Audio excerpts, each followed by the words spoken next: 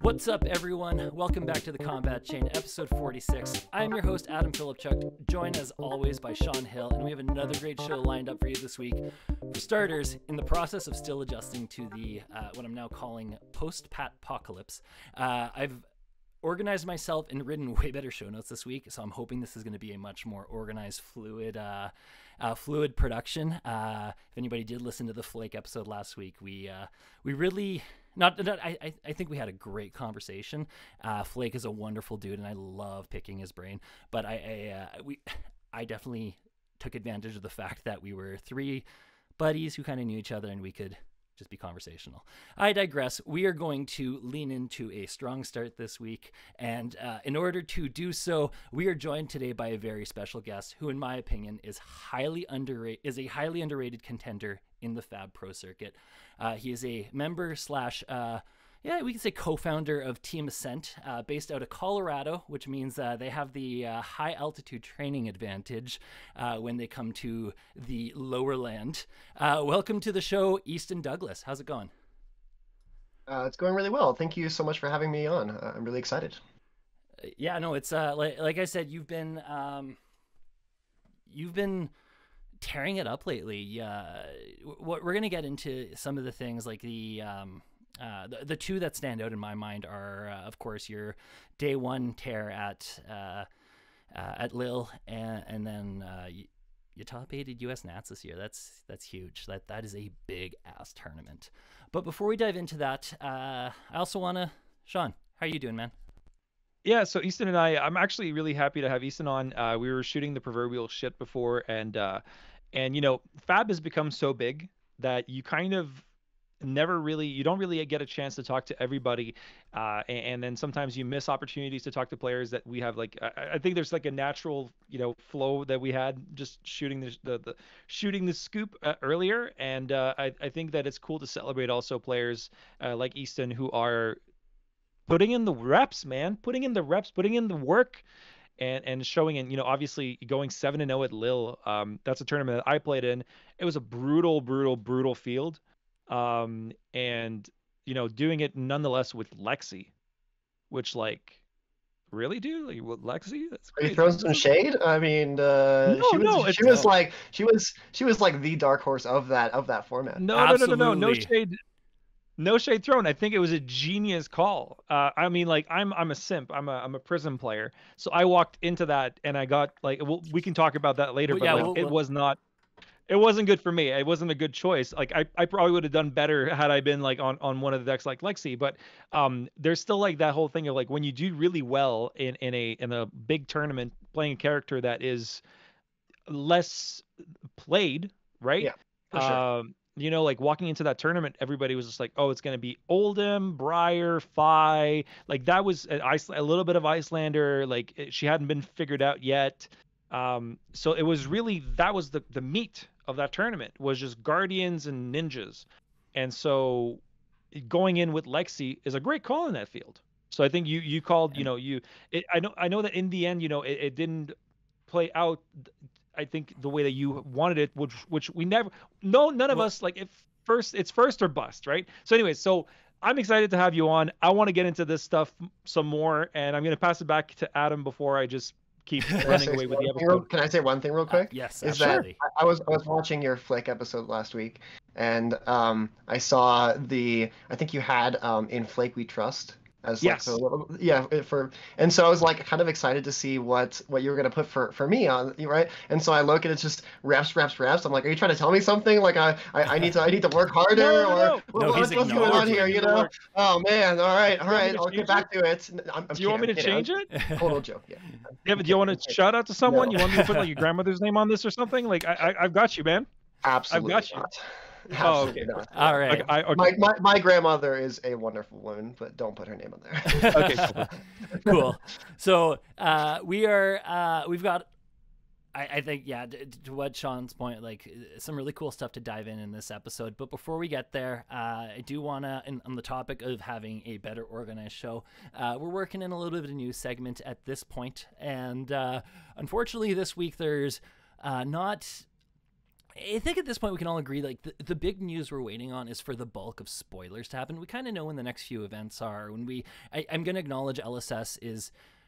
Like they're a growing company, and at the end of the day, like the let's say the asks we're requiring of them, of like awareness on like event scheduling and stuff, like there's some growing pains there, and I think us giving them some onus to figure it out over the next couple seasons is definitely a good thing to do. But I'm actually in some ways impressed with the work they've already done, like letting us know Worlds will be in Europe this year. It gives people some ability to at least start to anticipate and plan a little bit. So it's a work in the right direction. But like I said, we're waiting on spoilers right now. But in the meantime, Outsider Watch. I know Sean and I in the past couple episodes, we've picked Charles and Flake's brain on what they're excited for on Outsiders, what they're hoping for. We're starting to see some things. I know we've kind of touched on some of the things we're excited about. Easton, what are, especially as a competitive player, like I'm sure like there's an element of, I know for myself, like there's I with this game I wear the competitive, like what deck should I be playing at those major events, and then I wear the what deck do I want to play at Armory's hat. Like they're interchangeable. And like give me the scoop. What are you hoping for with this set? What are you excited about? Yeah, so I guess barring Ninja, because Fi's had a pretty dominant run recently, we're going to be focusing on some classes that haven't had as much support or haven't been as competitive, which is always great to see. I think the most recent set that they came out with, a lot of people were disappointed with the amount of like quality, high power level cards. But in reality, we were just lacking those kind of quality cards in classes that already had enough really powerful cards. And I think that actually people don't give enough credit to how well of a job this last set did. And I say last set because I keep on confusing Uprising and Dynasty. It's Dynasty. Dynasty is the last set. But people underestimate how many good powerful cards came from Dynasty in these kind of classes that really needed the support. And I think that even though we haven't quite seen it borne out in some of these top tables, I think there are a lot of viable decks, which is really cool to see. And I just want to see more of those like kind of lower tier classes get some more support. I'm personally really into Lexi, so I'm excited to see what kind of arrows or other tools that they have to offer for me. What about limited at all? Are you a limited guy? I mean, you went 3-0 so, at France Day 1. Yeah. I ended up going 3-3 in limited at Worlds, and it dropped me from like 15th place in ELO down to like 60th. So the swings are big, but yeah. It's funny because for a while my ELO in limited was like really, really high, and I'm really not a limited player. I'm a card gamer, so I've played a lot of limited in my life, but I love constructed. There's nothing I love more than like deck building, deck tweaking, learning my matchups for different decks and things like that. But that being said, I love Flesh and Blood, and I want to be able to play that in lots of different ways. I do think that the recent draft formats have been pretty severely lacking. I think there's some pretty cool things going on. I think the addition of Helios Miter was like a really interesting design space that they can explore more. I also think that Quell is probably the coolest limited mechanic I've ever seen in any game ever. Honestly, I think it's just so well designed. A lot of like the kind of micro things going on in last format was really good. At a macro level, it was not a very good format. Yeah. I'm excited for the diversity of 6 different young heroes across 3 different classes. And I really enjoyed like the Return to Welcome to Wraith weekend. I thought that was really good limited gameplay. Yeah. And part of what I really liked about it was the fact that there were a lot of powerful generics and a lot of powerful defense and attack reactions. I think limited is a great point for attack and defense reactions to shine. Yeah, absolutely. Looking at you kind of said it, like the Welcome to Wraith limited events. Like I remember when we did the Return to Wraith, these little limited events. it was my first time playing Welcome to Wraith Unlimited, because when the game kind of released, it was a global pandemic, so playing limited wasn't really an option. And playing that tournament, and you're right, cards like Sink Below, and even like was it Regurgitating Sloth, and like all these cards Mhm. like Wounded Bull, and you're just like, these cards are playable. These cards are Yeah. playable, and in, but in a constructed setting, Wounded Bull is a bad example because of how ubiquitous it is in Icelander, but a lot of the generics kind of fall flat, right? Outside of Fate Foreseen, Sink Below, and a few specifics. Um, and I'm excited to see like what cards do get valued really highly in limited for outsiders, and then what the bombs are, because you said it with Dynasty, a lot of classes got these bombs, like these really great cards. Like a card that I think of is like Drill Shot. Oh yeah, that that's card's where my like mind went easy, for like easy. Drill Shots. And, It's a rare, and it's and Pathing Helix, or not Pathing Helix, Heat Seeker. Battering Bolt. Yeah, Heat Heat Seeker is Yeah. amazing. Battering Bolt is kind of whatever. But like Well, Heat Seeker that was Everfest, I think. That was Everfest. was it? Okay, Yeah. I might be lost But in my. I don't two know powerful ranges. arrows. Bolt was, Yeah. I think that Yeah. was Everfest actually. Yeah. Yeah. But yeah, you're right. Heat Seeker and Drill Shot, like those are two amazing cards, and I want to see more of those types of cards, because you're right. In Everfest, a lot of the classes that got the good cards didn't really need them.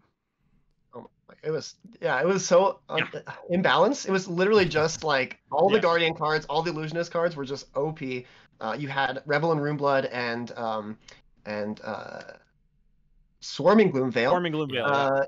as really powerful Runeblade cards, and then you had all of the blue auras, and then the 1 for 7 for Prism, and then Yep. Guardian got 2 different blue 8 powers, which is ridiculous, as well as Terra Sunder. It's just like And they got. And Terra Sunder is one of the best reds in the game, and it's blue. Yeah. Yeah. Isn't Terra Thunder it was Everfest, wasn't it? Terra was Tails, I believe.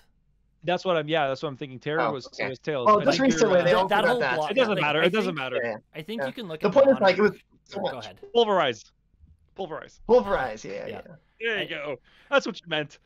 I think if we look at like the game just quickly, I have had this observation where there's in the development of the game, I almost at this point think of Welcome to Wraith, Arc, and Crew as like the first block, and then the next block is Tails, or Monarch Tales, and Everfest, and that's where I think they in that next block they played with this idea of like pushing the power ceiling, and they did. We saw it can go high. It gets there. Yeah. It gets there. There's a lot of strong tools we got out of those 3 sets, and a lot of strong mechanics. And even LSS has come back and said, since they're like, I think for the health of the game, who knows? Maybe down the road there's room to explore. Like we can have an unequivalent to Flesh and Blood, where we get like wacky, fun pushed ideas. But like for the idea of competitive integrity, it was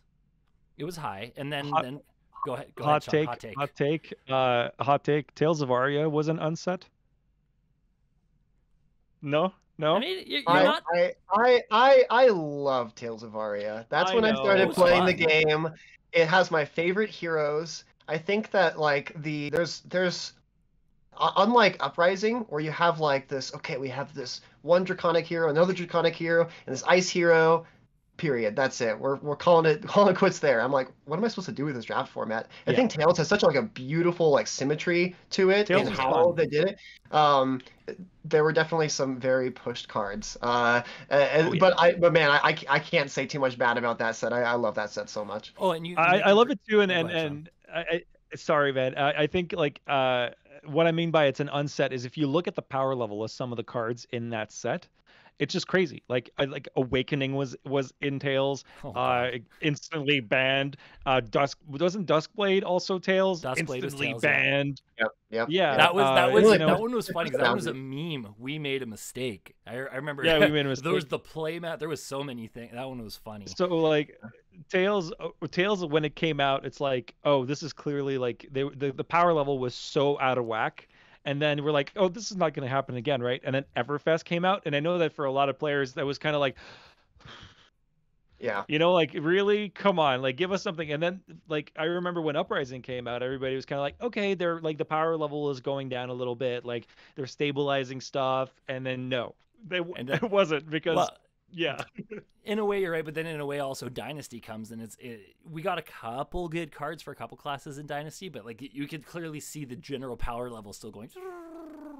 Yeah. You Man, made, card designing is so hard oh, because of making it really exciting, like what they did with Tales of Aria, I feel. But then also, how do you make it exciting without being just like auto includes? These are clearly push cards. How do you avoid power creep?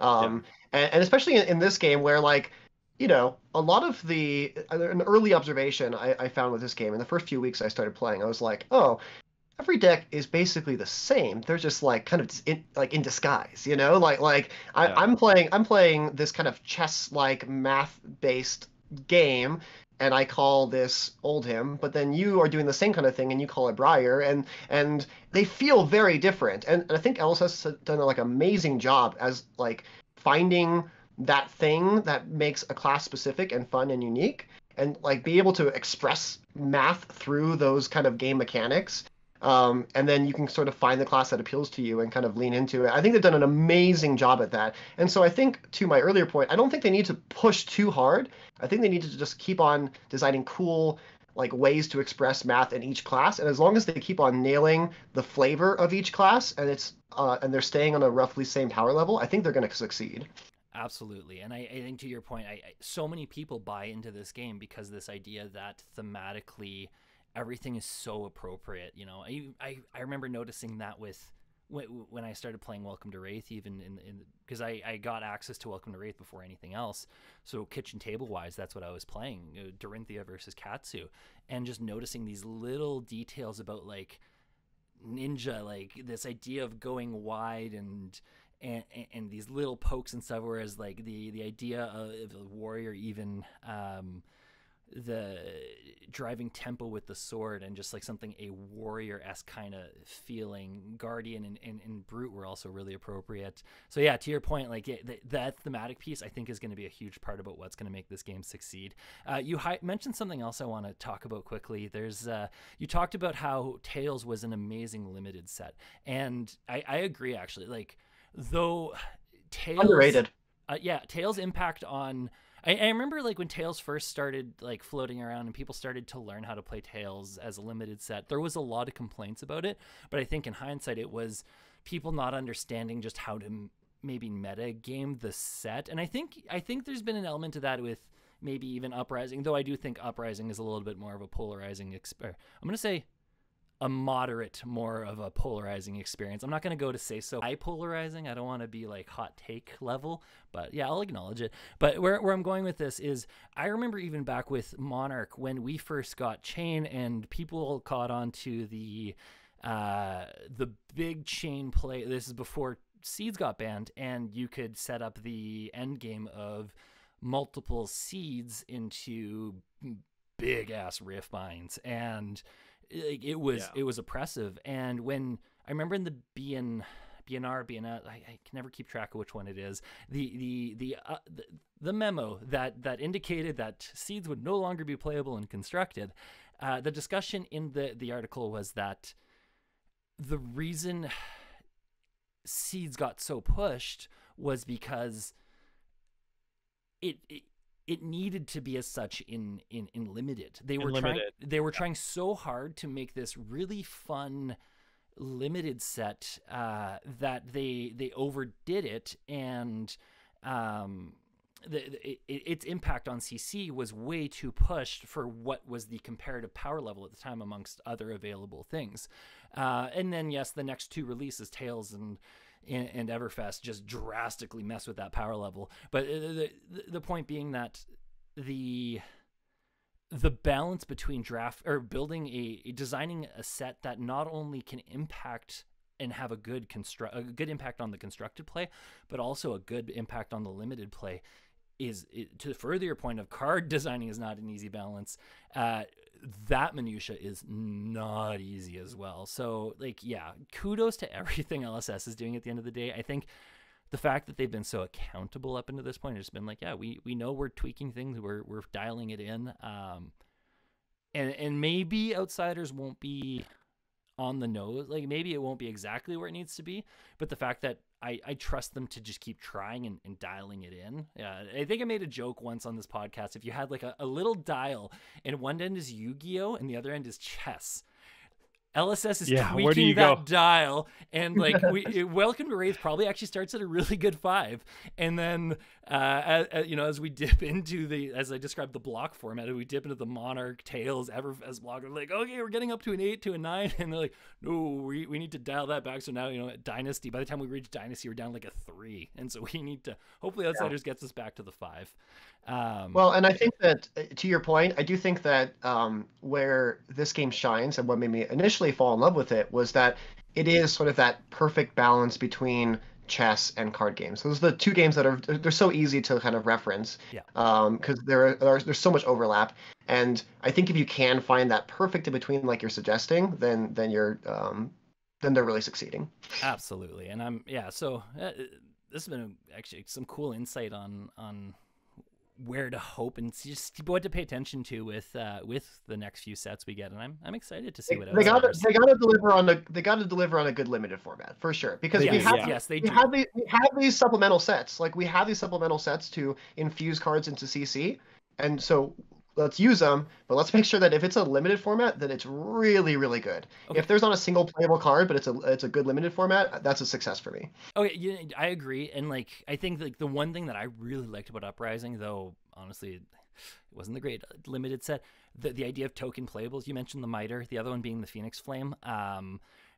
Those the Cracked Bauble was an okay first. I understand the need for the Cracked Bauble. This idea that because like if we look, the other biggest limited game is Magic, and the thing that makes Magic just easier to draft is the fact that you can fill almost half your deck with a land station. So now out of the 45 cards you're going to draft, you only need maybe 20 odd playables if you want like a half. Like there's obviously like maybe the number is not quite 20, but like just the idea that you can substitute a lot of and you have to substitute a lot of your deck to make it work. It just gives you a lot more wiggle room, and just Flesh and Blood draft doesn't provide that. The experience is so much more punishing. It's so much tighter. So I do think, even though I think hybrid cards are going to be a great move in that direction, and I'm curious to see how hybrid cards make the draft set more playable, but I'm curious to see what and if they're going to do anything in the realm of token playables, especially since it's another 14 card pack draft. Because it's 16 cards, 2 of them are tokens. Yeah, I think we're going to see that again. I'd be surprised if it's such a cool mechanic, especially for limited play, and in a game that is so like you said it, picks are so important. Like Easton, how many times have you been like pack 3, pick 1, and you're just pack 1, pick 3, and you're just like, shit, I have to make a decision. Like, isn't that the worst feeling ever? There's no room to audible into a different strategy, like there was with Tales of Aria, for example. With Uprising, but simultaneously also Uprising had a lot of really interesting sideboard cards, but I wasn't able to really like express that part of the format because my picks, I had to make sure I had enough playables. This is why I one of the reasons why I lean towards Phi drafting, because I only needed 27. You know, I can get my healing bombs and my Oasis respites and things like that in my sideboard and be able to actually have the space in my picks to actually take those tools, because I knew I only needed 27 out of 42 or whatever instead of 30, which is it's so much. There's no room. It is because the truth is that your last 3 cards you're getting every pack is scaff, is garbage. Unless you're playing the roulette and you happen to be in the perfect spot where you get a playable in those last 3 picks, odds are you're getting something for a class that you're never going to field. Unless you're at Pro Tour France, and then people were just like last picking Oasis Respite, which was crazy. I know, yeah. There were some weird things in that draft. Pods. I guess it really depends. Like I remember like my Canadian Nats was just, the draft was it was such a weird experience to be like around players that not necessarily didn't know what they were doing, but like we're passing cards and you're just like, okay, so you're clearly not on this. And then you're like, all right, cool. And then you get the next pack and you're like, Well, you clearly are on this, so. yeah, there's been moments where Yeah. like I grab the thing and I'm like, I'm not supposed to look at my opponent, but I'm like, what are you Yeah. doing? What are Yeah. you doing, dude? So anyways, I'm really hoping that limited is going to be strong. And one thing that is cool, like I'm not a limited player, never have been. I've played limited, but it's not my thing. I'm a like kind of like you. I love constructed, and Flesh and Blood is a game that is designed by someone who loves limited. James White has come out as saying that he loves limited. He thinks it's the lifeblood of the game, and limited has brought us cards like Duskblade and Seeds of Agony, and we need to keep in mind also that when you're designing a set, even though the limited experience is very important, whatever you choose to do for your limited experience cannot not include the concept that most of your players will choose to play a constructed setting. It's true. That's really important. And like I know I'm a hobbyist game designer. I've designed a couple games. I've contributed to other couple games that have been kickstarted and whatever. Making a card game is really hard. It's hard. It's super costly. Balancing things in a format that is wide open and like that a lot of players get their hands on is near impossible. So there's always going to be ebbs and flows and decks that just are brutally strong. And the good news for us Flesh and Blood players is that LSS is responsive and they're typically transparent. If they do a mistake, if something's a goofball, like go Starvo, you little goofball, they'll typically address it and say we know it's fine. Whereas other games are like print a card like Jace the Mind Sculptor, and then they're like, what's wrong with this card? We don't know. And you're like 2 years later, everybody sells their entire collections because they can't deal with just being Jace to death, and eventually they go, oh yeah, that might have been a mistake. So yeah. Yeah. I'd like to know more about the other games that you've played, and because I saw you smile there, so you obviously you're aware. Yeah. So no, you're Listen, Wizards of the Coast. If you want me to play Magic again, just unban Splinter Twin, please. Just unban Splinter Twin. I'm so Unban ready. Birthing Pod. Let's get crazy, man. Let's get crazy. Yeah, Unban just the good Birthing old Pod. days. Mox Opal, let's go. Let's go. Let's do go, it. man. Let's do it like the good old days. Armentor Swath. Let's go. I don't know what that card does. Ooh, that was funny. That was OG modern. Grape All shotting right. someone for 30 on turn 2. That is enough chat about a game that, as far as this podcast is concerned, does not exist. Fair. But that is good riddance. Good riddance. Fab is way better than Magic. It is a much better game. Yeah. I think to just cap everything we all said, like I think at the end of the day, the fact that LSS just cares. Like, it's like, don't get me wrong. I'm sure when WotC first started and all, like there were people who cared, and I'm sure even in WotC today there are people who care. They're stoked to be there, but at the end of the day, like I think we all know like Hasbro does not care. It's about the money for them, and so. But that's enough about that. That was the news. A segment that ended up being almost entirely filled with speculation and hope and very little fact, which was very counter to what the news is. But it's very much news in 2023, man. Yeah, that's all news is in 2023. It's just emotions, no facts. Yeah. God, we're fitting right in. We're not going down the rabbit hole. Really of our times here. No, that people are here to escape that. Yes, I'm stonewalling. Flesh and Blood. Back to Flesh and Blood. We are moving on to so in light of, like I said, I'm really trying to present an organized show. The next portion, in my notes, I initially wrote down the meat, as in the meat and potatoes, and the more the word the meat kept coming up, I just kind of started to shudder, and I'm just like, I do not want that to be associated with the next portion of this, but I thought that whole dichotomy is quite interesting. We're moving on to the bulk. No, I don't like that either. We're going to work on the this. Body? The body. No, I don't like that either. The body, the meat. The, man, I don't know. It's weird. It's hard to. I even went so far as to check the comp rules and be like, can I break this down into like the chonk? The chonk. The chonk's pretty good. Wait, are we talking chonk, man? CHONK? All right, ladies and gentlemen, it's time for the chonk. CHONK, baby. Yeah, that's pretty good. The chonk, dude. It's also very of our time. Yeah, it is. We'll is. see. We'll try it out. We'll dip our toes in. We'll see how this feels. We're moving on to the chonk. Yeah, baby. We're here to talk today about Easton. Like Easton, this is really us. We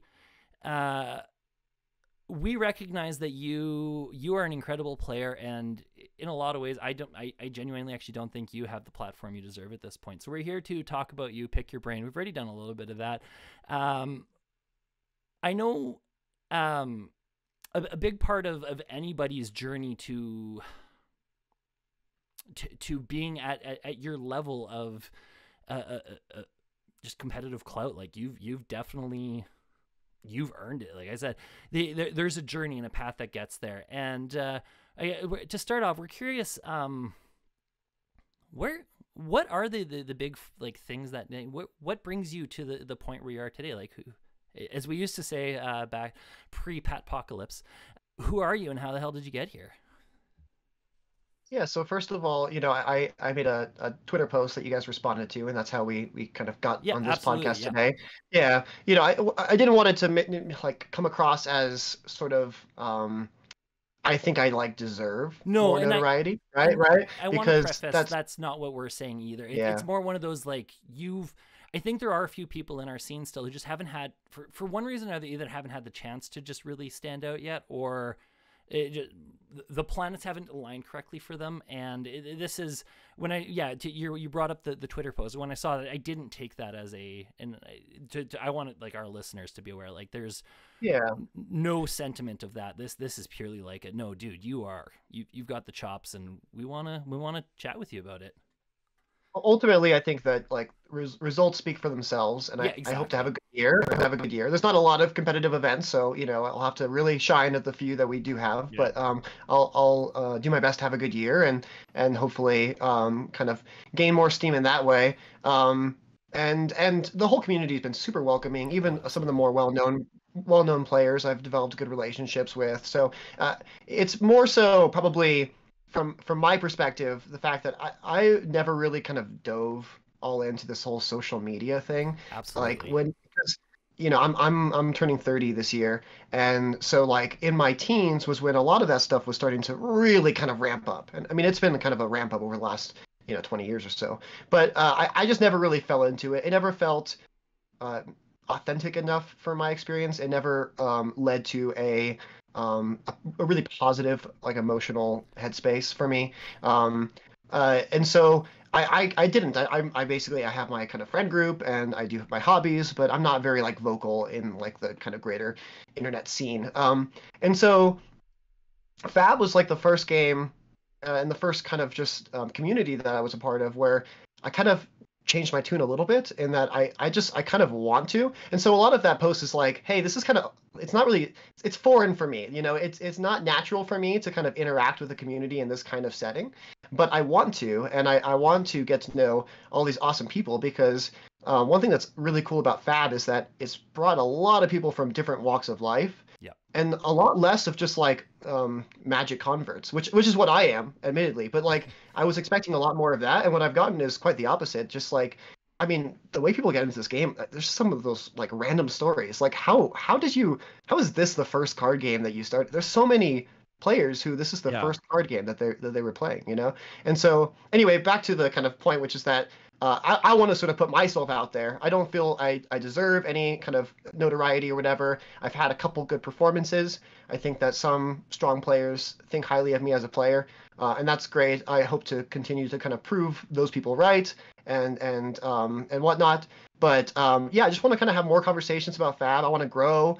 Hearing from other people's perspectives. And anyway, that's kind of like gives you a little bit about myself as well as kind of why I'm looking to kind of move forward in that way. So I don't know if that answered your question in the way you wanted, but there you go. It's it's interesting because it not in the context of like when I wrote down the question, it's not the answer I was imagining getting, but I think it's actually you bring up for me actually a few really cool thoughts and insights because like I guess for starters myself I like just as a like I didn't come from a huge like I dabble in magic before I find Flesh and Blood, and so like to your point like we do like there are a lot of different perspectives and walks of life in this game, and it's really cool. But you brought up this point of your relationship with social media pre Flesh and Blood, and that really resonated with me because I think I have a similar experience where growing up I have this view of like I developed this view of like social media almost being toxic. Like there's a lot of negativity. There's a lot of like people projecting things. There's a lot of, your self-esteem gets impacted by your interaction with others, or just the perception you see from it. Because one of the realities with generalized social media is people don't post for the most part. And I think it's cool that society's starting to shift this way. We're starting to have a mental shift of, hey, like there's a good and bad side to life, and like let's acknowledge both and just normalize it. But for the most part, for the longest time, generalized social media didn't lean into that. All you saw was people's highlights, their highs, their good moments. And then when you're dealing with the minutia of life, like, and that's all you see on your feed, like that feels like shit. So you brought up this point of like you didn't really interact with social media pre this, and I was the same way. It wasn't even I still shun Facebook for the most part, actually, but Twitter, like Flesh and Blood Twitter, is a really interesting space, like a very interesting space, because and even Twitter on the whole, I think, is still a terrible cesspool play. Like there's a lot of bad things on Twitter, and some people with a lot of money started poking around and probably not making it better. But we have this little isolated roof above our heads that protects us from all that somehow, and we live in our own little bubble in Flesh and Blood Twitter. And to your point, it's a really cool environment to be a part of, because it's not about highlighting, it's not about putting on this facade. It is very real. It's people who are just genuinely excited to be a part of and interact with each other. And I think for me, like I caught on to that, and like the way you describe it, I think like whether you had the conscious acknowledgement or not, like I think like that's kind of the way you described it too. And I think that's such a cool part of this community, is just how on so many different levels we're inclusive, and we just want to all have a home. Hang out. Yeah, and for sure. coexist. That's not one of the big things for me, because I played Magic for 10 years, and the last tournament I ever played in Magic was at an LGS out here in Colorado. And it was a modern like 1K event, and I didn't really realize while I was in the tournament, but then kind of reflecting on the drive back, I was like, wow, I was miserable that entire time.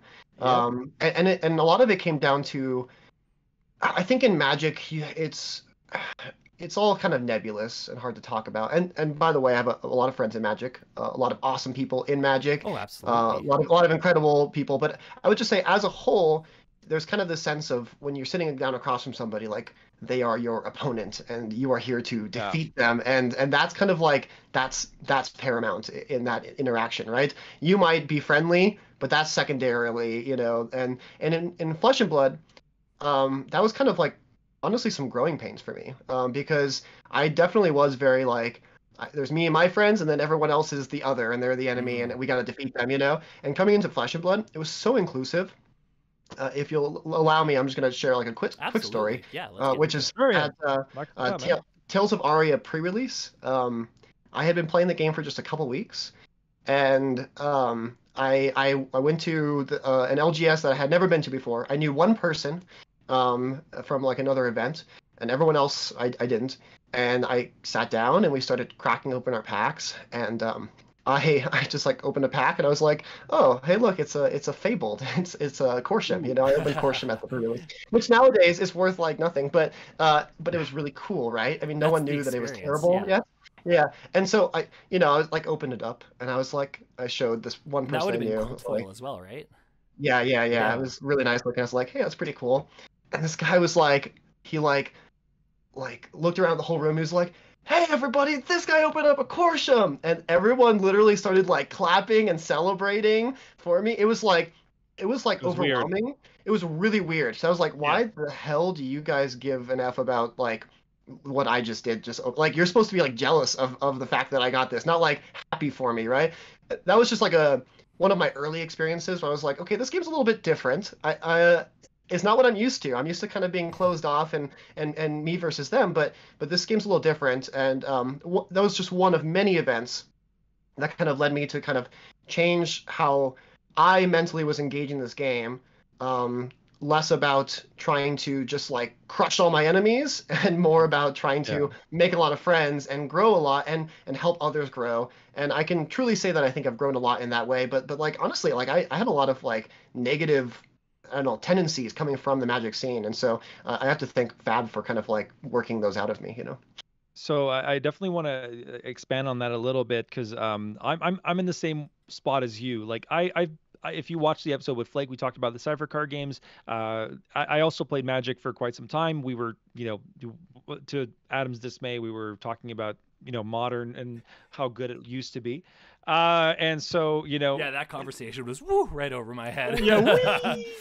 But I get what you're saying, and it's funny because we'll get into teams and stuff later. I'm part of a team here in Quebec called Team Awesome, and so one of the things that one of our team members pointed out, he goes, "I think I know why that dynamic is different in Flesh and Blood, and it's not in Magic, because in Magic, and I'll say the same thing as you. I actually retried recently to play Magic competitively, and there was that weird."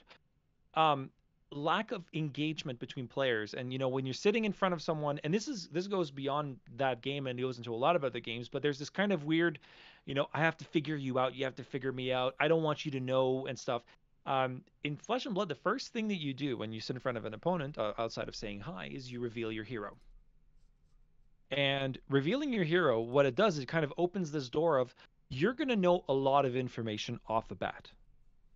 There's no me hiding and like, oh, maybe he doesn't know what I'm on, and I've got this secret tech, and there's none of that in Flesh and Blood. And the game's played under one game, so there's no bad feelings like, oh, I lose the first one, then I get really serious into the second one, and then I'm going to try to figure you out by sideboarding into the second game. Flesh and Blood kind of puts it all on the table, and it creates an environment that is way more conducive to player engagement than other products. And I said something. I say something about Flesh and Blood that I really think it rings true. Is Flesh and Blood players? There's a big difference between Flesh and Blood players and a lot of other players, and that's we actually like playing our game. It's so fun. Yeah, it's so fun to We play. like playing the game. And also after you lose, you can't just complain about getting mana screwed or mana flooded, because you probably could have won that game if you had done better. Like every game I play that I lose, like almost every game I play that I lose, I could have won. Like. So there's every single game of Flesh and Blood outside of like blowouts is tight. Yeah. Once you get to that level, it's like there's no just like, oh, you lose. It's most of the games, there's a back and forth, and you also said something interesting. You said a lot of players playing Flesh and Blood, this is their first game. This is their first foray into card games, and you and I were veteran players of other card games. Adam's also played other card games, but like I also find that a lot of players who used to play games that are no longer being supported are finding their way into Flesh and Blood. Like a lot of my teammates are old Destiny players, Star Wars Destiny, or they're World of Warcraft trading card game players, right? Yeah. So. It creates this like nook for players who really love the game they're involved in and love their hero and feel a sense of belonging, and that's flourishing into a beautiful community. And that community is also leading to, I mentioned my team, but you're part of a big team. You're part of Team Ascent. Yeah. And I think that's we can talk about. We can talk about your team in a little bit, but one of the first times that I had ever seen a Team Ascent jersey was at Pro Tour Lille, and I'm not sure if that was your first time, showing up with a jersey. Maybe you were in New Jersey, and I didn't see you, but you cleaned up at Lille. Yeah, that was a good day one. Yeah, that was a fun tournament. I think we had the jerseys for New Jersey. I think I'm not positive. New Jersey. Yeah, I'm pretty sure. Yeah. Which, by the way, yeah, go ahead. The jerseys are changing. They're gonna be like very scaled back, very like kind of like this hoodie, because we have new sponsor now. We have MinMax Games sponsoring us. Shout out to MinMax Games. They're awesome. It used to be Hometown TCG with Josh. Josh is also still just a great friend of the team, but he had a kid and needed to focus on other things. And we said, yes, focus on your kid. We are not nearly as important as this new life that you brought into this world. And MinMax Games have recently sponsored us. So we're going to get updated jerseys, and they're going to be kind of like sleek, kind of black and dark colors, and they're gonna look really really good. Very Yeah. cool. So, just out of curiosity, then, I know. So you're recently on the Action Point podcast, hosted by Off the Rails, and you. I know you broke into a lot of the minutia of like the how Team Ascent came to be and all that, but like one thing I've always been a really huge proponent. While we're on the topic of teams, I've always been a huge proponent of just how Flesh and Blood's so much more of a team sport than I think anyone acknowledges. Yes, like we compete individually, but so many of the formidable players in this game at this point have. If you're in tune with kind of the competitive scene, you know of some group represent like that they're associated, they're backing with them or something, like Michael Hamilton, Roger Bodie, Zach Bunn, and them, they've all got the Wolf Pack, like of Brendan Patrick, Hayden Dale, Sasha Markovich, Dan McKay, those guys working together. We know the Hometown Ascent crew. We can there's a long list, we can dive down it. The point I'm trying to make is how important has that aspect of teamwork been to you, really being able to just have the results you've posted this season or this past year? Yeah, so when I first started playing Flesh and Blood, I had a long backstory of competitive card gaming, and so I was really kind of like looking for the talent in my area, right? Some of the best players, and so I kind of went to some events and I found some of the best players. I befriended Chris Brummett at that time. I became kind of close friends and also started testing a lot more, and then. Between him, myself, Nick Bova, who is currently our team captain, Chris Brummett, I said, Nick Zimmerman, who top aided he got second in a limited calling against Namvo. Okay. He no longer plays, but John Sidek, who top aided the first U.S. Nationals, and Ian Carrico as well. So we were kind of like the original members, and we added Josh Lau, who's also a local. Yeah. You'll know him as, Michael Lau is Josh Lau's brother, and he's on our team as well. As much as Josh Lau is out there as a warrior main, I don't know of a single illusionist main that cares more about that class than Michael Lau. But I digress. I know you're about to. Oh man. You're about to fight him for that, yeah. I could put up no, I'm kidding. I miss Yeah. Prism dearly. It's hard to. You miss your playable illusionist. Just a I little miss jab. my Just a little playable jab. illusionist. I mean, look, there's not I'm not gonna. I don't want to take. You were kind of on a run, then I don't want to take it away. But I'm really looking forward to that light illusionist coming back. I feel a little bit aimless, kind of like Josh Lau lost Dorinthia. It's kind of like, well, where do I go from here, right? Yeah. 100% agree. It's kind of one of the only downsides of having a game that appeals to people's sensibilities so much. Like, this hero is my hero. This is how I express myself. Oh wait, I can't do that anymore. Like, that's a big earth-shattering moment, And I've seen a lot of players who have mains kind of go through that struggle. So that's how it started. I kind of found that group of players, and I said, you guys are all really good at the game. Tons of other really good Colorado players, but those are kind of the group that I kind of got with. And I early on, I saw sort of like what it meant to be a part of the Fab community, and I was like, I need to change my mentality and totally do a 180 and be very team focused. And I think I've done a pretty good job. There's been some growing pains, but I think I can confidently say I'm a good teammate. I'm supportive. I know my team is supportive to me. I'm going to shout out Ian Carrico in particular. Another name that maybe you guys haven't heard of before. He like top 16 the first US Nats. He's been moving and doing personal life stuff, but super talented and just the person you want in your camp. Like, he's the one kind of rooting you on. He's the one kind of getting you back into your head in the right place after a tough loss or something. He's kind of just like the marquee person you want to have as a teammate, and I try to emulate him a lot. And I think that my whole team is just really, really supportive. We definitely give each other shit because that's fun, and because we have Mo Bloxley on our team, and so Oh like yeah. obviously, like he's just like a walking target. But I think we are very, very supportive. We're supportive of each other in terms of what deck we want to play too. I think there's a pretty good argument to be made in this game to kind of go with the hero that really appeals to you, even if it's not the de facto best. And like if you look at Indy, I played Lexi, Chris played Dash, Dagan White played Chonky segment, Briar. We had Levi who played Azalea, of course. James played um, uh, Icelander, and then Matt played Kano, and Ian played Fi, and Nick Bova played Bravo, and we had a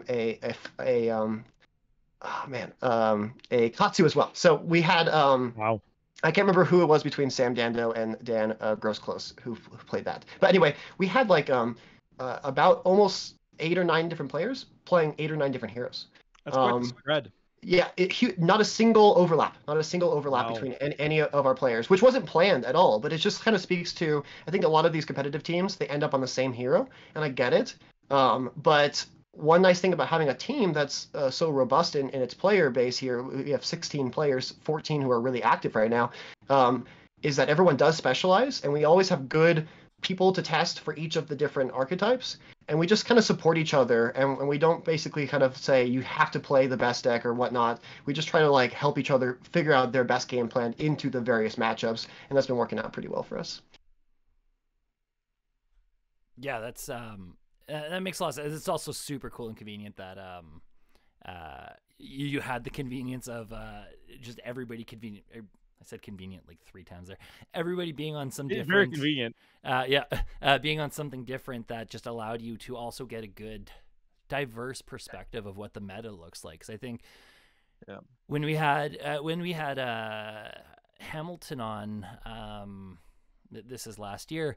That is one thing we touched on, is this idea of like what is one of the elements that you need to. Like what sets apart someone who's going to go really deep in a tournament, do well, have a shot at top 8ing and possibly winning. Like we're talking like the big events like Pro Tour, Worlds, things like that.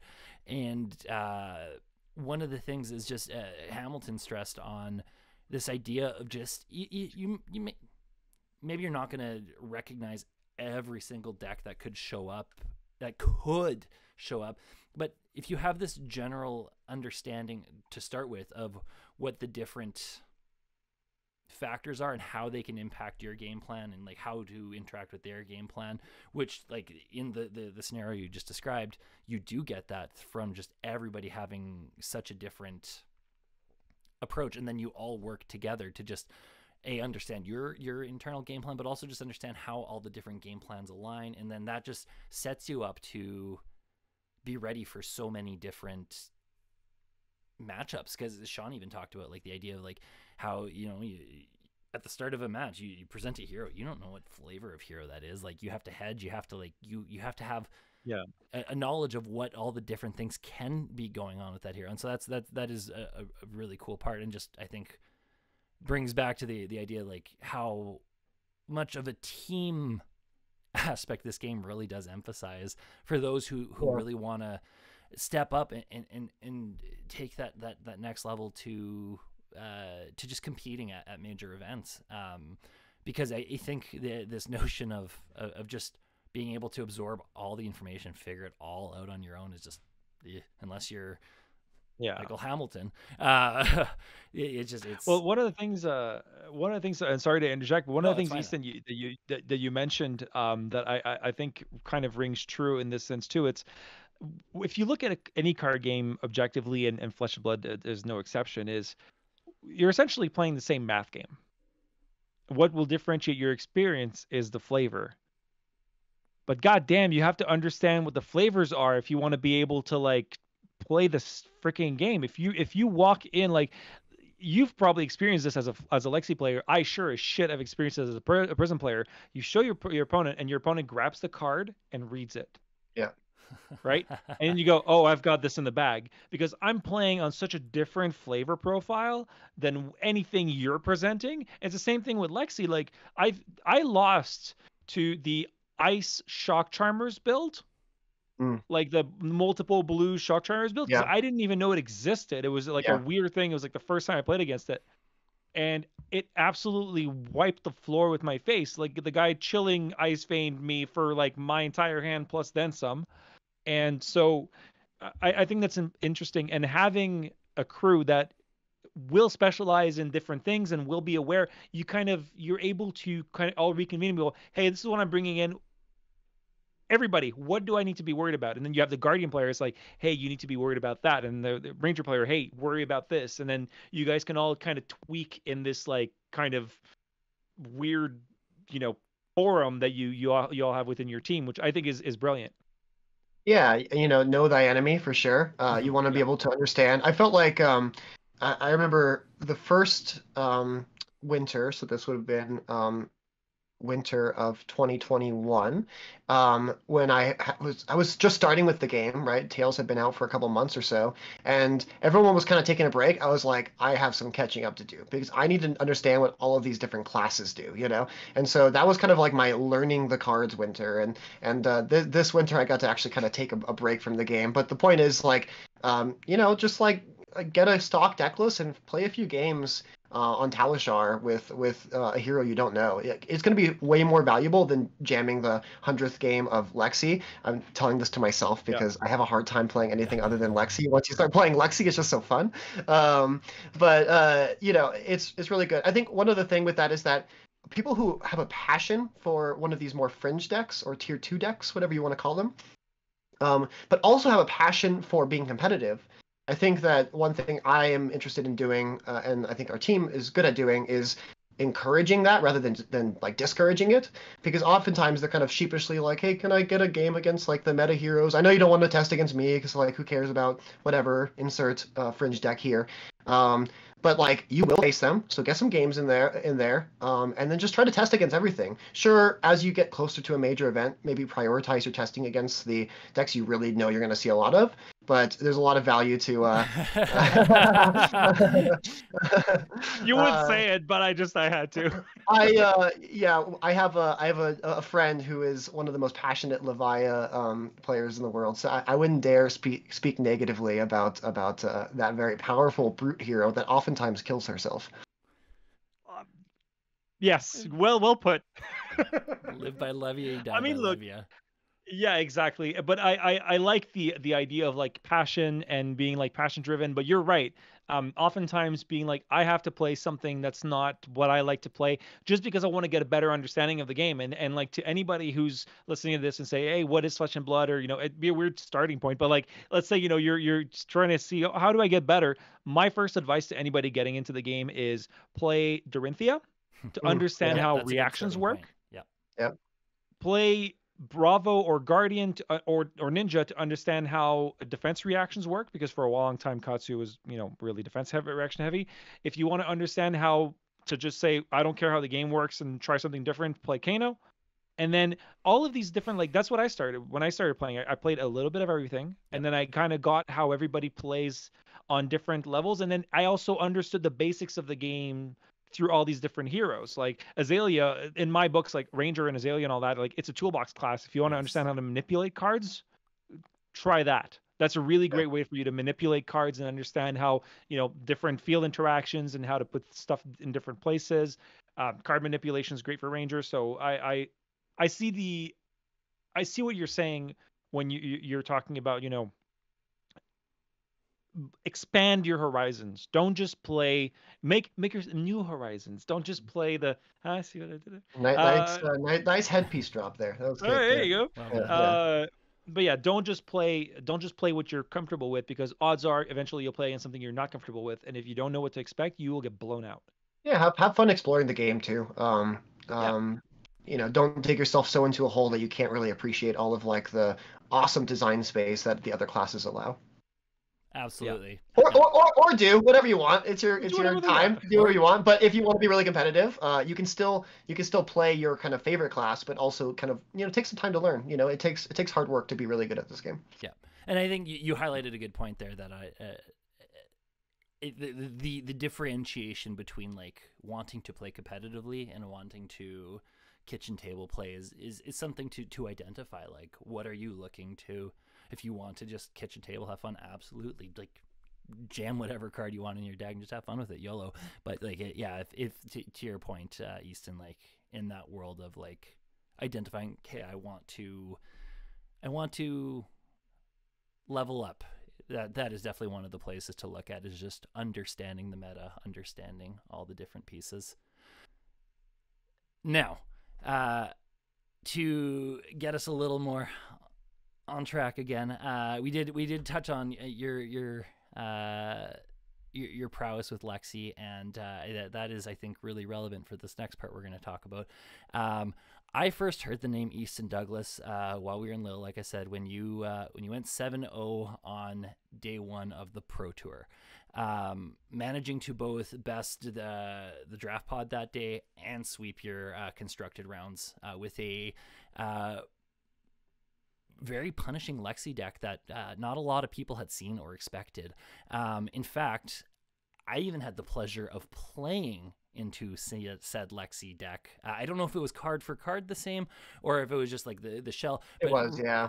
Regardless, playing into your teammate Chris Brummett on day one of Pro Tour Lille, and I can say like that deck, like it was. I have some talking points where like it was both remarkable and sucked to play into in a good way. Like it did exactly what it needed to do, and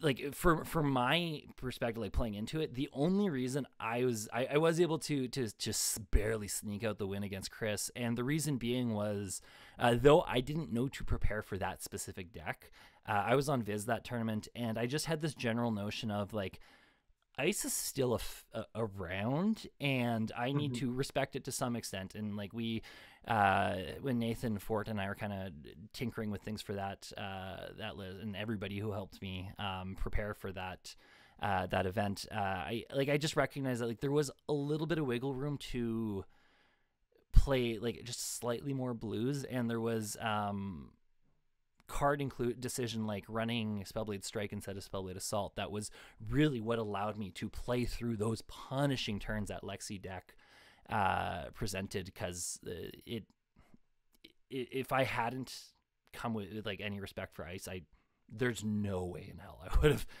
have won with Chris. So with all that being said, we want to hear more about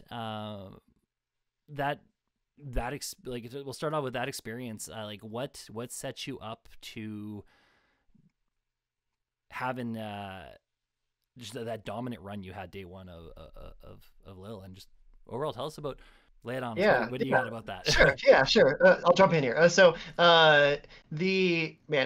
to know, because that was like 3 weeks of just, I mean, that whole experience was awesome. We were able to, me and Chris actually went to Brussels about a week before cool. France, and we got an Airbnb, and we did a lot of just hanging out there. We saw some great concerts and did some great sightseeing and stuff. But we spent a lot of our time. We found like a game board, a gaming cafe, and we played a lot of games there.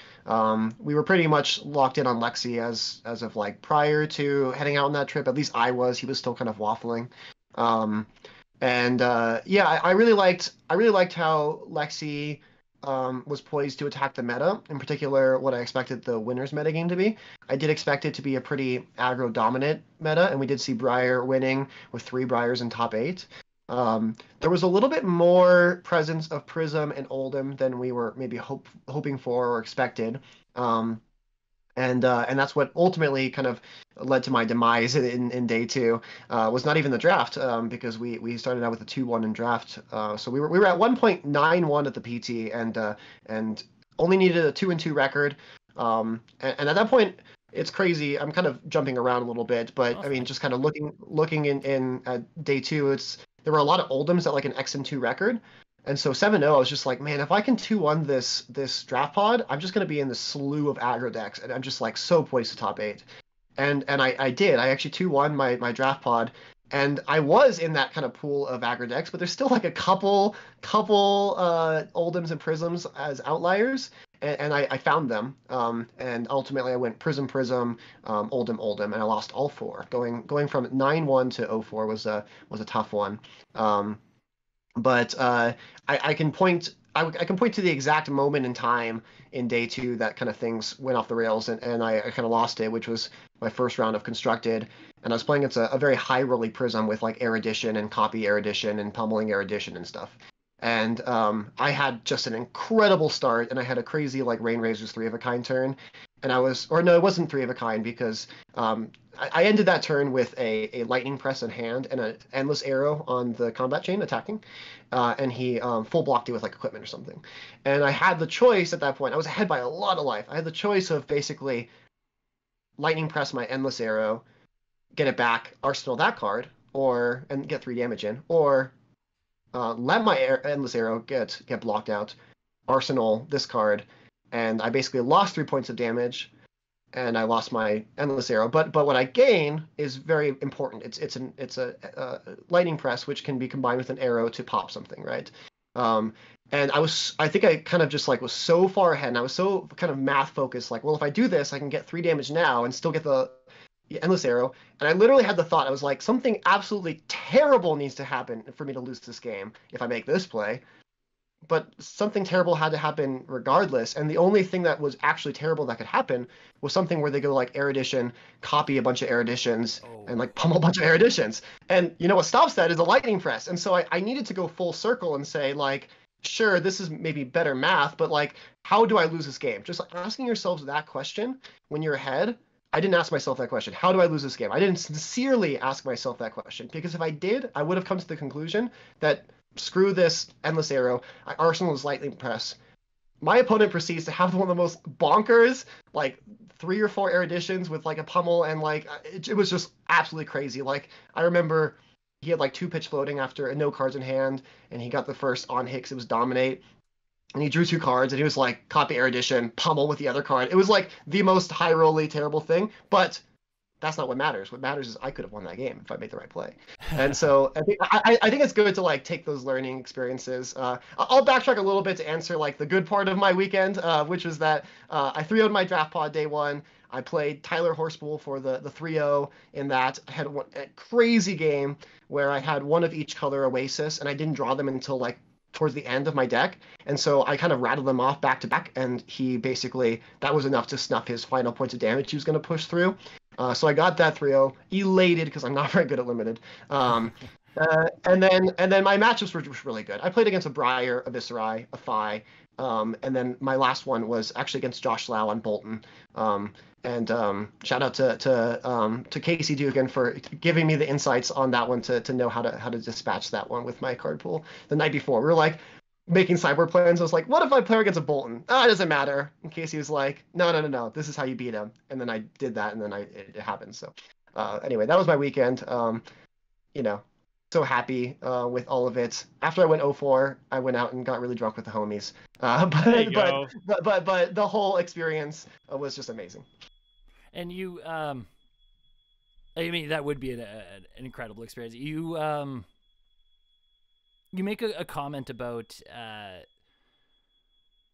looking back on that match and having that realization of, okay, if I had done this differently, I could have won that match. And on the one end, I know a lot we've been talking just in general, the community has been starting to raise this idea of like not having a results orientated approach, and not necessarily like going, and I don't know what your mind frame was going into, Lil, but not necessarily beating yourself up and being able to shed and let go of those defeats, because the reality is only one person can win in a game, and like there are going to be those heartbreaking losses, and you kind of hinted to it, like that going 0-4 at the end of day 2 was tough. You went and got drunk. You did what you had to do to deal with it, but like you're able to after such an amazing day 1 start, and day two not going your way, you're able to bounce back from it and find that competitive drive still, and that's a really cool testament to your resilience in part. But also, one of the things I wanted to highlight there is this idea that, like, I think there's a difference between having this like result orientated mindset and only caring about winning, and then like just getting really down on yourself if you lose or something, and just trying to like grasp onto this idea like, what could I have done differently to win? Because unfortunately sometimes we will lose games. But the flip side of one thing that I attribute to my ability to find insight and level up in this game is just being not necessarily critical, but giving myself permission to just also look back on every game without judgment, the ones that went well, the ones that didn't go well, and just be like, okay, where did I have agency in that game? And just taking the time to understand this concept of like, where were the decision points that I could have done something differently. And like in your case, you talk about like, there's a very key moment where I could have set up, have a lightning press ready to go as a toolbox for so many different things. And being able to, I'm sure, look back on that match just critically without, I hope, without any kind of like judgment towards yourself or anything. Oh yeah, I mean, it's hard in the moment, Absolutely. after going, you're so close to something so big Yeah. in your career, and then it kind of all falls apart. So it's harder in the moment, and no one's going to be perfect in the moment and be able to kind of be like, well, I'm just happy that my opponent won, even though like that's a pretty good argument. Just like, you're always happy when you win. Why can't you be happy when they win? They're going through the same thing. But you don't want to put yourself into sort of like a psychological prison, where you're sort of like playing out this counterfactual over and over again of like, what if? Like, what if I just Arsenal that lightning press? Then I just need to go 1-3 from there, and suddenly I don't go Prism Oldham in my pairings because it's still just like aggro at the top at that point. I get an easy matchup. I'm locked. I'm first seed. Like, it's very easy to sort of like replay these things and then just like get kind of trapped in it and can't really kind of move on from that. And you have to, because ultimately you're going to be borrowing from your future achievements if you are caught up on the lack of achievement that you could have gotten, right? Because you didn't. You got to move on. Yeah, absolutely. And on the topic of moving on, we're going to get there in a moment, because you do so remarkably in one of your upcoming event. Like, if we're looking at this from the perspective, like we just finished France and we don't know what's coming next, the road for you is really cool. But before we get there, there is something I want to touch on with and even as you were telling your story about like playing the Prism, and talking about the lightning press, that I think that even that interaction, there was something that came to my mind that covers the next point I wanted to talk about. And there's one of the cool things I noticed when I was playing Chris Brummett on that Lexi list you guys worked on. And I don't know how you guys perceived this per se, but I think this is just such a genius part about why that deck was so good, and I credit you guys to really coming up with something cool. There was this concept in that deck of this, the way everything synergized with this idea of threat of activation, and in the context where you talk about like the lightning press, I think even furthermore, if you play down the line of you Arsenal at lightning press, at some point you're likely going to reveal it before. Well, then there's this the if we want to talk about what's really cool about Flesh and Blood and the idea of all these different decision points, there is a world where maybe you then you're denying yourself an extra arsenal slot, but do you want to keep that lightning press hidden so your opponent doesn't know you have it? But in the realm I'm going down, the cool thing about threat of activation in that light is like, not only once you reveal the lightning press do you gain a go again off of it for whatever you need to do on your turn, but now your opponent has to go, oh shit, he's got that lightning press just sitting there, and they're gonna have to start playing around it, like not only playing around it from the sense of like an on hit or something like that, but in the case of Prism, in the relevant minutia of that matchup, even the like you said, the potential to pop something. And if they know that you have just this popper on a stick, now they have to take that into account and play accordingly. And the other point that I thought was really cool about the threat of activation was when I noticed with Red Arctic Incarceration. That was the one that stood out to me, where the lines I observed Chris Brummett taking In that deck, yeah, absolutely. I remember pre that, like looking at Arctic and being like, I don't see like Blue Arctic made sense in Icelander, like it fits in, but Red Arctic, I was like, when do you play this? But the cool thing about that one was and I think in a lot of scenarios you actually weren't playing it, but it was this idea that I can arsenal the Arctic Incarceration, reveal it, give my opponent a Frostbite, putting them already in a position where they now have to start thinking about, how am I going to play through this on my next turn? Am I going to play through this on my next turn? But now your opponent knows you have the Arctic Incarceration. So there's also this variable of, okay, if I hold my hand to block, it maybe when on their last go again for their turn, they actually don't attack me one more time. They play the Arctic Incarceration instead and just screw me over anyway. Like, it was just, it created such this cool... It wasn't fun for the opponent by any means, but that's not the point. Like, the point being, it was a very, just such a powerful, like, lose-lose interaction that stood out to me as just a really big moment for, like, oh wow, this deck means something. Yeah, that the whole theory behind that list was like put your opponent into situations where they were damned if they do, damned if they don't. And a lot of that was where we put the slots of interaction and what cards we chose, because I realized pretty early on that sure, if you wanted to just be the aggro decks, you just put like this totally all-in Ice Lexi deck up there, and you'll beat them every time, basically, and no big deal, right? But that deck was just so weak against a lot of the rest of the field, against like Prism. You don't have a prayer against either Guardian, and so I was very interested in like, what do I actually need to be favored? Like, I want to be maybe 70, 75% into these aggro decks. I don't need to be 90, 95, but I want to be like 70, you know? So what do I need for that? And what we kind of found was that, like, because Lexi has this ability where when you flip it up, you disrupt them, and then when you play it, you disrupt them, you have two forms of interaction with just one card.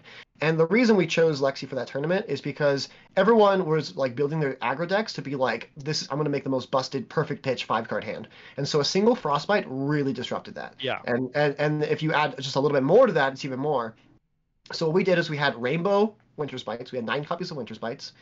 We didn't have any of like the Ice Fuse arrows, because those you have to play it out, and half the time you're not even fusing. Like, you can't hold on to that stuff.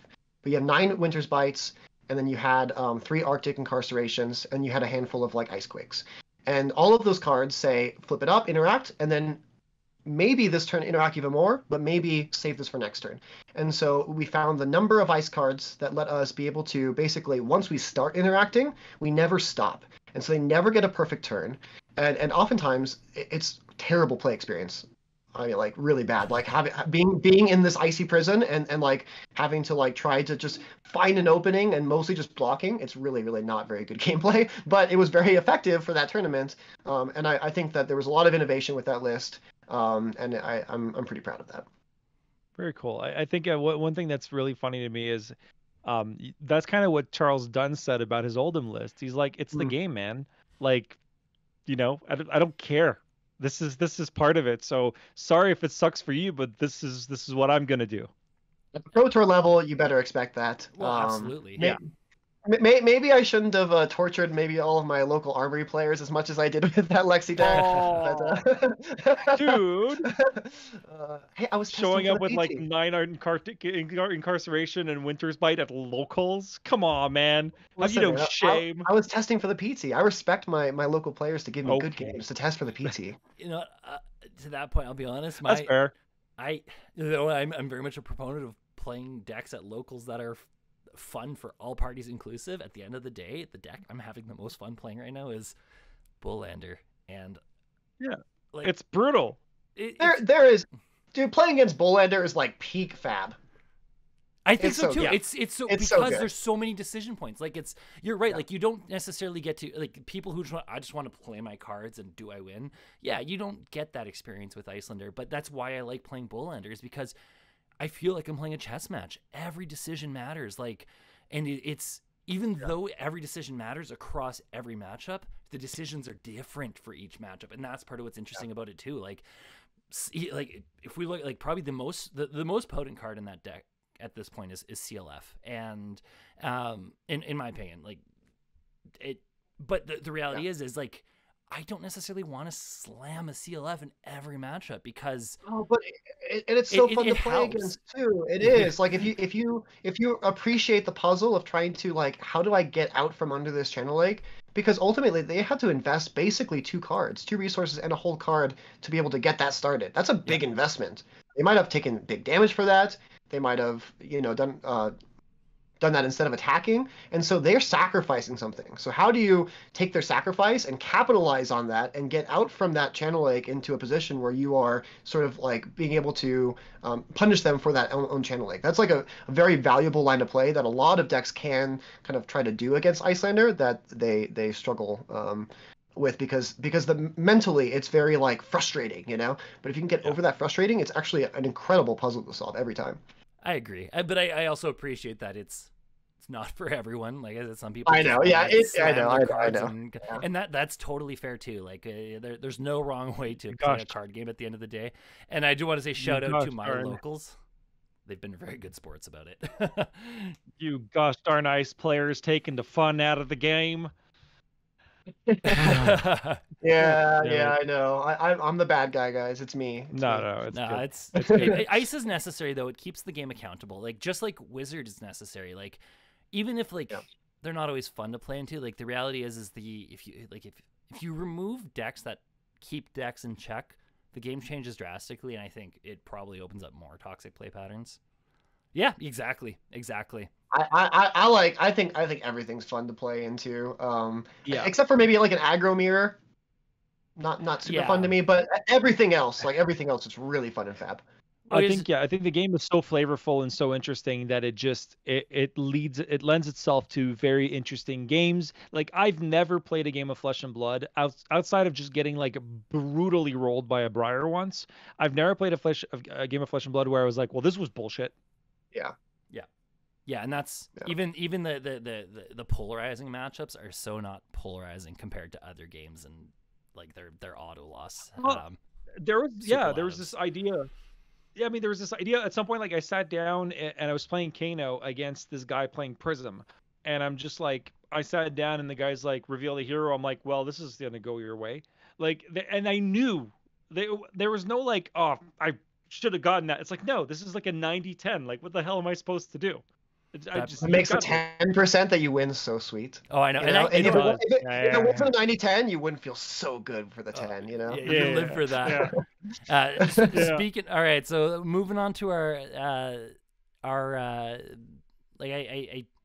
last big talking point of the show. I kind of hinted at this in a few different ways.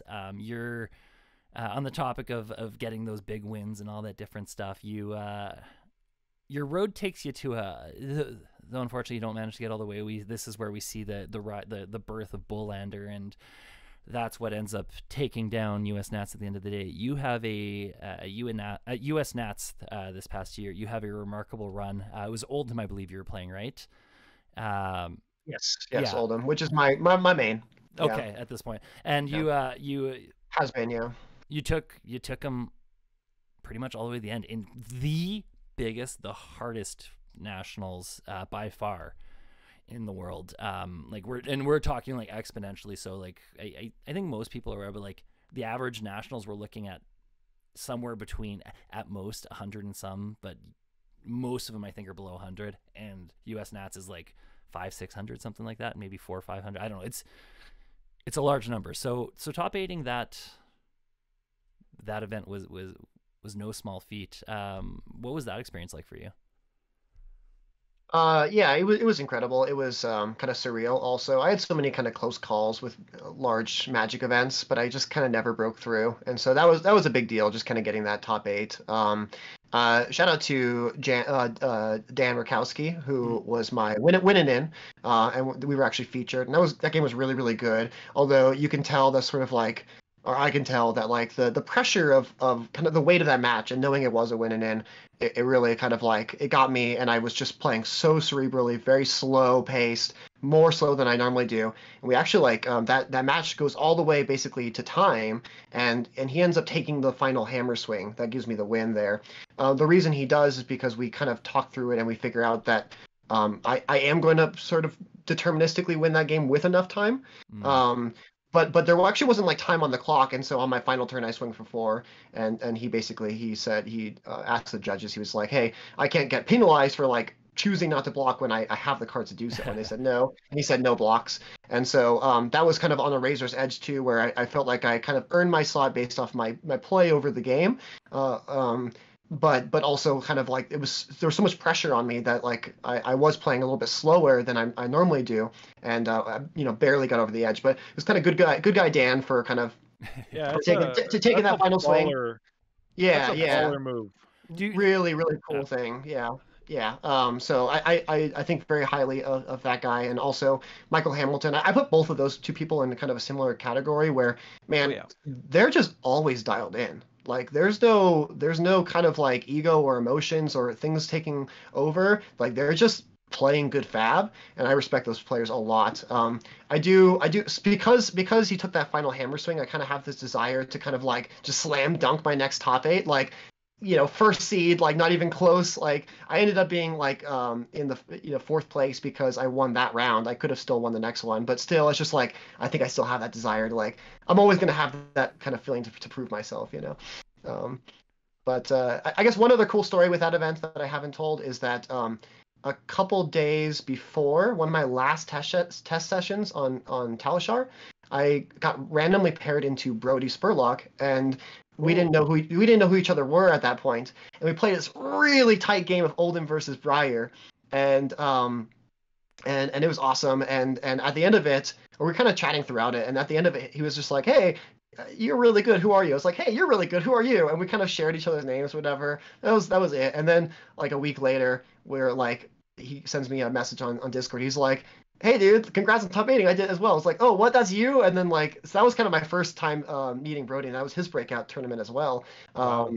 And so that was kind of really cool. We almost met in the semifinals if we had both won, but by almost I mean we both got crushed in the quarters. I mean, it's still a great run, and you brought up Brody. So this is going to be you might really appreciate this. So in New Jersey, day 1, I lose my round round 1, I win round 2, and then at round 3 I'm paired against Brody. I have no idea who Brody is.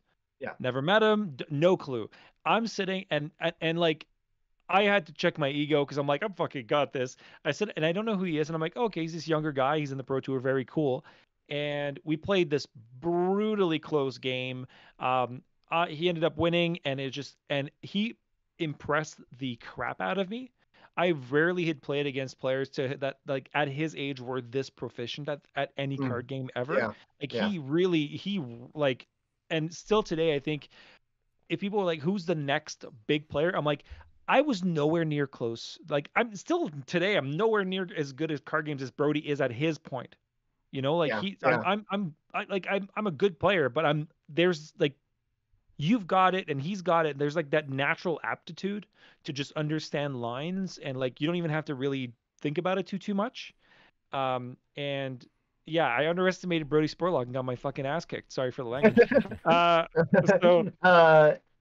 He is a really talented card gamer, and just like one of the most level-headed. Like, he's a sweet dude.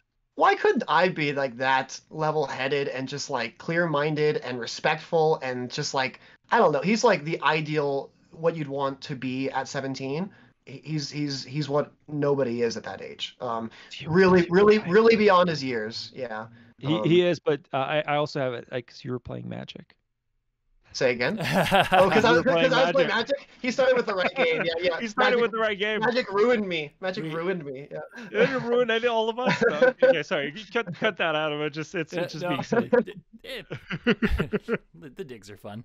Yeah. Super cool though. I think I'm looking at the clock here and I'm thinking this. We should probably get to the point of wrapping this up, but I do want to highlight that this has been a really cool chat, Easton. There's been so many points I think throughout this conversation where I don't know if I don't want to speak on behalf of Sean, but there's been so many I'm like, ooh, I wanted to dive into that and dive into this. Like there's so many places where I think we could have gone, cool places still, and the reality is we can only cram so much into an hour and a bit. This will be a little over an hour, but I think that'll be fine. But so I think we'll cap it at that with this idea that we definitely, I think, have to get you back at some point. And we can. I'd love to be back. Yeah. Yeah, we can get past the formality of getting to just get to know you and dive just into some cool minutia and see where the conversation goes. But that'll be for the future times and something for the listeners to look forward to. In the meantime, I want to say, Easton, thank you so much for joining us. Once again, I don't want to put words in Sean's mouth, but I really enjoyed this conversation. He wants me gone so bad right now. Yeah. No. Honestly, God, it was a good time. Other than you not liking my shoe joke, I think that was off. That was off the air. Yeah, that was off the air. It's fine. Everybody. It's, you know what? It's one of those things, like it's kind of like a rogue deck that no one knows about yet. So eventually the shoe jokes will come back on. But no, I think that you're on a big grind and you're on the up and up. I wrote on the board reps, and it's not a criticism on you. I think that players like you get to that point because you put the work in, and it's to be celebrated, right? Like when we were talking to Charles, Charles finished second, and Charles is someone I met in Lille. Those players are really hardworking, and I think that raising our hats to guys like you who are putting in the time, who are putting in the work, who are part of the team, like you, me, Adam, like guys like us that grind and really get out there are, believe it or not, the lifeblood of this game. Absolutely, we're the guys that go out and like I've already pre-ordered my cases of Outsiders. Like I'm putting money where my mouth is. I'm traveling. I go to as many events as I can. Same thing for you. You're going out, you're traveling, you're playing the game, you're living with the game. And that needs to be talked about a lot more because, cool. Yeah. People win the events, but a lot of players are out there dedicating a lot of time and resources into the adventure that is card games and competing in TCGs. So, you're killing it, man. Thanks. Absolutely killing it. Yeah, I really appreciate you guys having me on. I really kind of like this more long form, just kind of shooting the shit and just I don't know, see what we talk about. And yeah, I'd love to be on again if you guys ever wanted to bring me back in the future. Absolutely, we'll figure it out at some point. But yeah, in the meantime, this is your opportunity now to just plug your stuff. If you got anything you want the listeners to know about, keep an eye on. Let's hear it. Sure. I am flirting with the idea of going to this Min-Max Games Brawl event. I really want to. We'll see if I can make it happen. So if I do, I'd love to see a lot of people there. Come say hi if you've seen me on this or any other content, or if you want to talk Lexi or whatever. I don't know. I hopefully I can get to a lot of like the Battle Hardened events this year. I'll try my best. I see you have a cat right there. I also have one that is requires some kind of like extra needs, so it's a little bit harder for me to travel as frequently as I'd like to. But looking forward to this competitive year. Looking to really crush it at the Pro Tour and Worlds. Yeah, if you can kind of drop me a follow on Twitter, Tealwater Fab is where I'm at. You should also follow Min-Max Games. You should also order your Outsiders from them as well. And then also drop Ascent Gaming LLC a follow. They're our flagship Twitter account. And that's going to be, you're going to get all of our kind of team updates from there as well. Otherwise, just thanks for tuning in. And thank you again, guys, for having me on. You know what's hilarious, dude? Like you mentioned, like I'm not really on social media and stuff. Like those are great plugs. Oh, thank you. I appreciate that. Hey, thanks. I can pretend really well. On the plugs. I can pretend all really about faking well. it till you make it. Honestly, at the end of the day. You know. Adam, beat that. Plugs. All right. I did put a lot of thought into this. I wrote down a list and everything. So Let's hear it. Thank you so much to Easton Douglas once again for joining us. We are the Combat Chain. I'm Adam Philipchuk. He's Sean Hill. We've got some cool stuff coming up in the future here. Next week, we're bringing on Rob from Spark of Genius. He's also one of the founders of the Canadian Discord. We're gonna just have a cool chat about I think Sean's gonna spearhead this one, just some ideas about like what it means to collect, what it means to be in the Canadian community. It's gonna be Sean's we're gonna talk about grading cards. We're gonna talk about collecting and grading and stuff. It's gonna be really fun. I can't wait to show you guys. Cool. That's pretty hot right there. That's pretty hot. that is what we've got coming up in the near future. But we've got more in the works in the background. So stay tuned, stay posted. You can do so by following us on YouTube. Is it the subscribe button you got to push on that one? At the Combat Chain. We're also on Twitter. And the bell. And the bell, like the bell notification, yes. Ding, ding.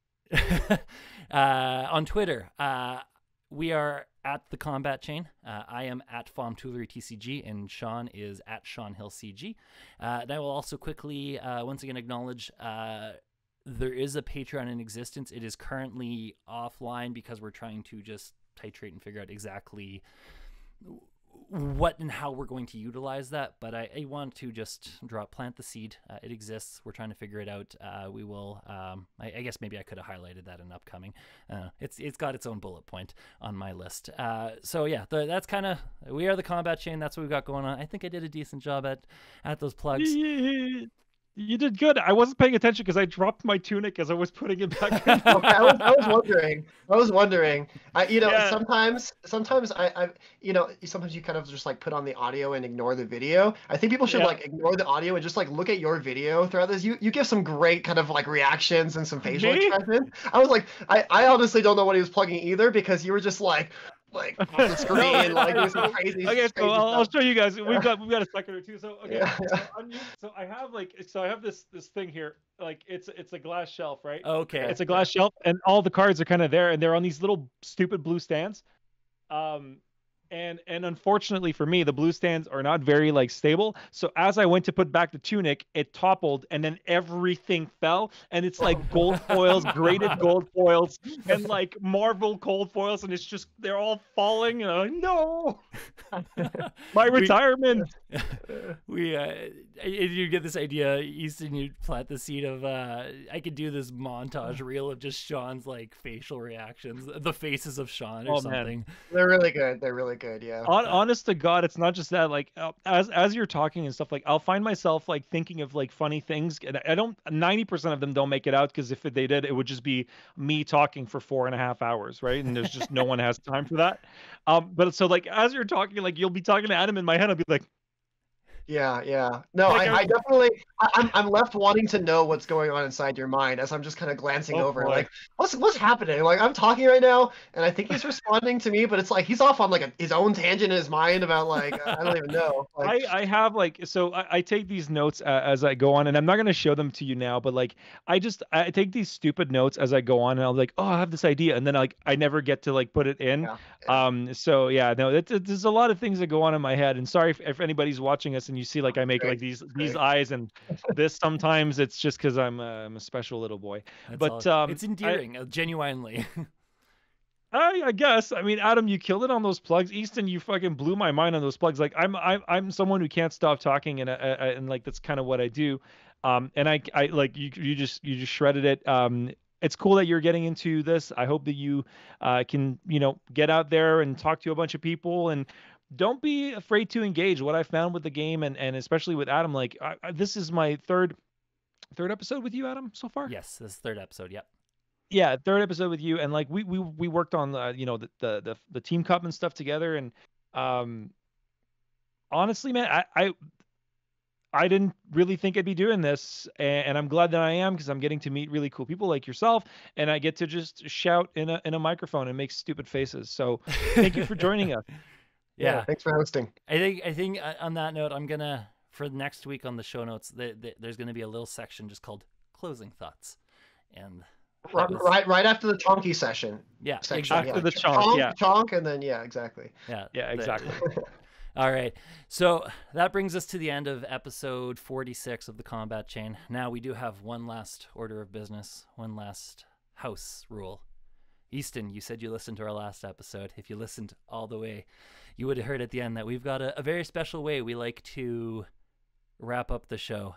This is a cheesy bit that is near and dear to my heart. I spend way too much time talking about this at the end of every episode, and I'm sorry, listening. You know what's funny, dude? You build it up so hard. Easton, do you know? Did you watch the episode all the way through? I watched it almost all the way through. Okay, So you missed it. Okay, good. So welcome lay it on on this me. Lay it journey. on me. So what we Yeah, do yeah. is we At the end of every episode, I will say, until next week, and then we will all say in unison, we're closing the combat chain. And the beauty of this is it's just chaotic and it's campy and it's cheesy and it's fun. It's fun. Sure, I can do campy and cheesy. So will you join us to close the combat chain, Easton? I will. Awesome. Well, that brings us to the end of episode 46 of the Combat Chain podcast. Once again, thank you so much, Easton, for joining us. Thank you, Sean, for joining on this journey with me too. Thank you, you listeners, for being a part of this and sticking with us through just all of this. We're finding our own. I actually feel really good about the future of the combat chain, and we look to the future. But until then, until next week, we're closing the combat chain. Hey, not bad. Also, my cat joined me for the very end. Hey, what's your cat's name? Cat. It's Stripes. I didn't rename him. That's the name he had when I adopted him. I learned afterwards that cats don't care about their names. But I'm pretty sure every cat thinks their name is. Yeah, exactly. But I was like, I can't rename. Like, he's used to it, you know. But yeah, I always feel the need to apologize for the very basic cat name. Oh, no, I love it. All right, and it's all good. Hey there. Clear. And I've got my beast. My beast is coming in now. Hi, buddy. Oh, do we all have the cats, or do you have a dog? No, I have a puppy. I have Okay, this guy nice, right here. nice, This shitty little puppy. Yeah, little techie. He's very loud. Sorry. No, it's okay. My cat is also loud, so I was very thankful that he didn't come until the very, very end, because he just yells at me day in and day out. It's great. It's great.